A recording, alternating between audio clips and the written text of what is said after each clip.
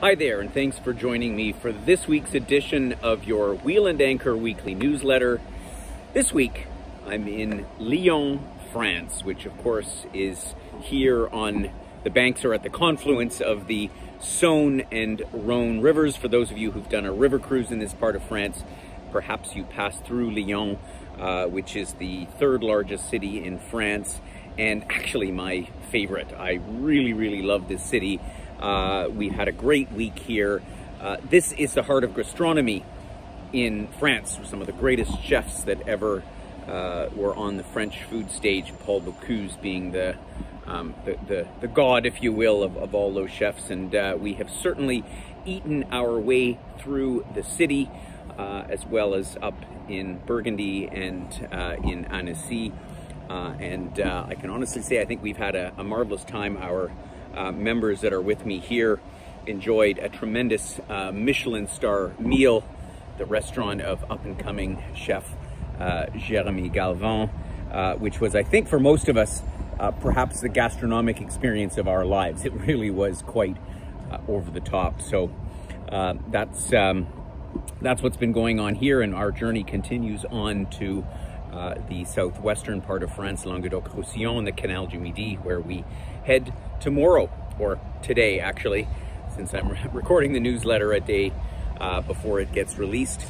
I wanted to address some of the questions that have been coming up from members about programs that we have advertised, have already indicated that we intend to release, and are not yet finished yet. And I'm not a person that likes to make excuses, but at the same time, I also like to be very transparent about what's going on, because, you know, the state of the industry is still very much in flux. And I don't use that as an excuse, but rather as the reality that we face in putting programs together.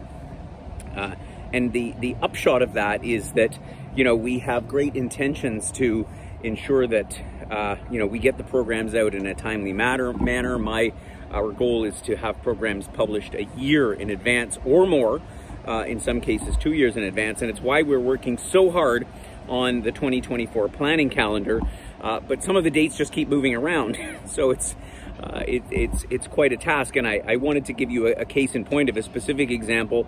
I know a lot of people have been asking about our Ireland program, which we are revamping. We had a great trip this year, and so we're going to make it even better for next year. But no sooner do we go and secure hotels for a certain part of the itinerary, and then we find out that for part of it, we simply can't get them. And if you've been following the news at all, Ireland is generously helping out by putting the refugees from the Ukraine and many other places into hotels.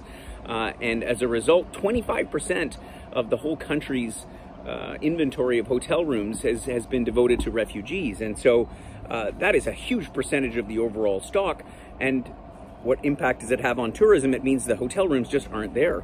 And so we have, again, had to change the dates from what we had originally planned, and we'll be offering that trip in September. And that's just one example of the kind of things that we're dealing with. And you know, I point out as well about what differentiates us from you know, your average run-of-the-mill tour company is that we don't just put our groups up in regular tourist hotels, like, you know, the kind of hotels that bus tours use and so on. We try very much, where possible, to use unique independent hotels where, you know, you'll find you know, independent travelers, much as if you were to go on your own, and not the larger groups. But of course, those places are quite in high demand, particularly in this post-COVID era.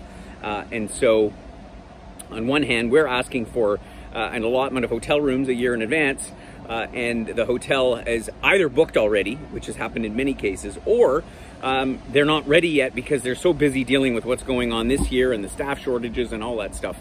Anyway, the point is, we are trying to address that by working with you, with our members, to pull together a planning calendar based on the places that you've said you want to go, our idea of liveaways and sojourn programs and our regular experience programs, and aim for a program that we believe we can deliver on for 2024, so that even if, as many of our members have said, you're already fully booked for next year, you can look forward to 2024 and know that what we are working on in what month, so that we can get you to all the destinations that you want to go. So that's all for me.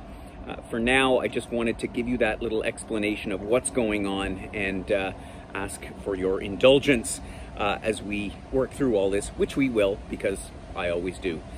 Thanks for your time. Thanks for tuning in as usual. I'll catch up with you next week from somewhere along the Canal du Midi.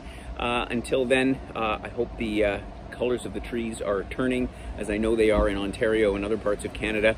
And here we're still blessed with some great weather, and looking forward to continuing our journey through France. Take care.